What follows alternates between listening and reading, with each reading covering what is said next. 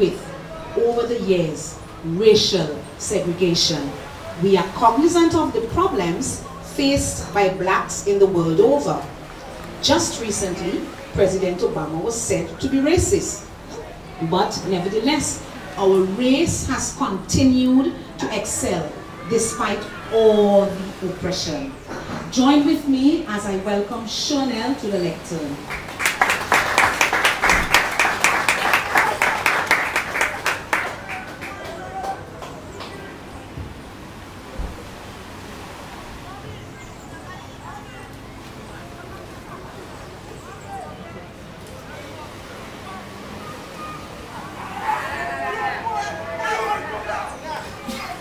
Why did you make me black, Lord?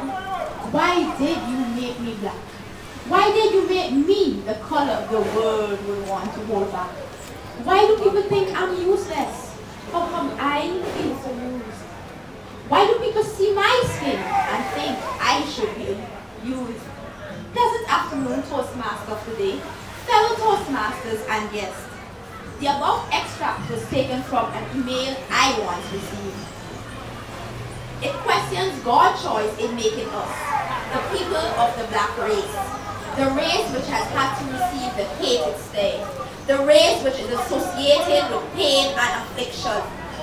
We have had to suffer great pain because of our skin color due to racial segregation.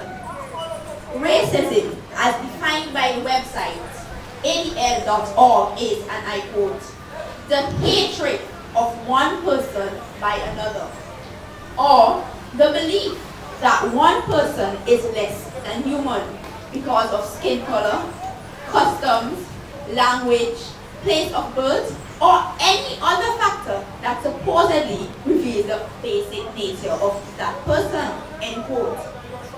It has influenced wars, slavery, formation of nations, and legal codes. This is a phenomenon we can all relate to.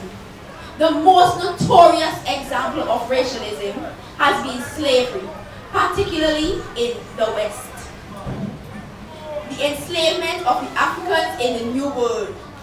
This was accomplished because of the racist belief that black Africans were less fully human than white Europeans and their descendants. It has been recorded that over 12.5 million people were used in the transatlantic slave trade dated up until 1866. Thankfully today, slavery, though not in its entirety, is a bygone, although racial segregation still is present among us today.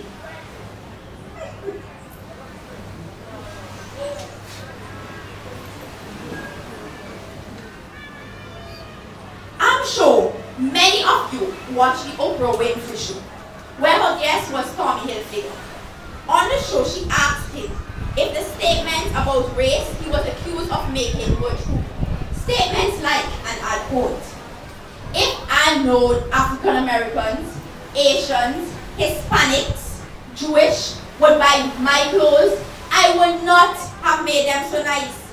I wish these people would not buy my clothes," end quote. His answer to Oprah was a simple yes. Oprah, of course, having been offended, asked him to leave her show. Can you believe him? Let us give him exactly what he wants. Let us not buy his clothes. Let us put him in a financial crisis. One of the many attributes that can be attributed to us, the people of the black race, is we are a race with hearts stronger than lions that make us strong-willed and determined to achieve our goals. Shernell said, and I quote, "Nothing in this world has ever been achieved without passion." And we are a passionate people. The black race has made us proud. We are on a pedestal soaring. Blaise Pascal said, "Man's greatness lies in his power of his thoughts." And we have all shown others where that has taken us. Our black race is on the road to success. Most in-demand actor Will Smith, best golfer in the world Tiger Woods, fastest runner Usain Bolt, great tennis players Venus and Serena Williams, first black One champion, Lewis Hamilton. And of course, not forgetting the most recent achievement of all, the first black president of the United States of America, President Barack Obama. He said, and I quote, "There is not a liberal America, there is not a conservative America, there is the United States of America. There is not an Asian America, a Latino America, a black, a white America, there is the United States of America." We are a race of great diversity and accomplishments. Another influential figure known throughout the world and is universally paramount to black history is Mr. Nelson Mandela. In 1961, Nelson Mandela emerged at this time as the leading figure in this new phase of the black struggle. He was forced to live apart from his family, moving from place to place to evade detection by the government's ubiquitous informers and spies. He had to adopt a number of disguises. Sometimes dressed as a common laborer, at other times he was a chauffeur. His successful evasion from the police earned him the title of Black Pimpernel. In 1963, he was arrested and he prefaced this challenge with the affirmation, and I quote, "I detest racialism because I regard it as a barbaric thing, whether by a white man or a black man," end quote. He was sentenced to life imprisonment, but because of his humility, he was released in 1990. Despite terrible provocation, he has never answered racism with racism. His life has been an inspiration in South Africa and throughout all the world.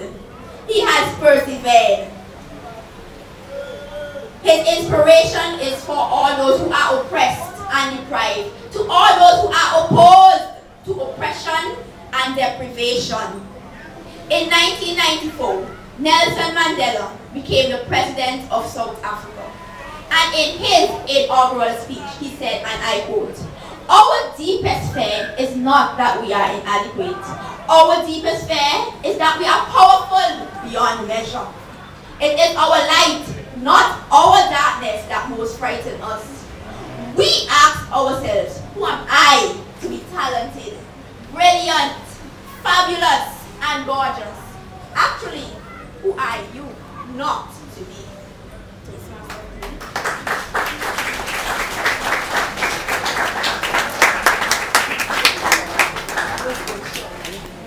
That was such a splendid speech. I'm so proud to be a black woman today. Aren't you? Well, okay, a black man too.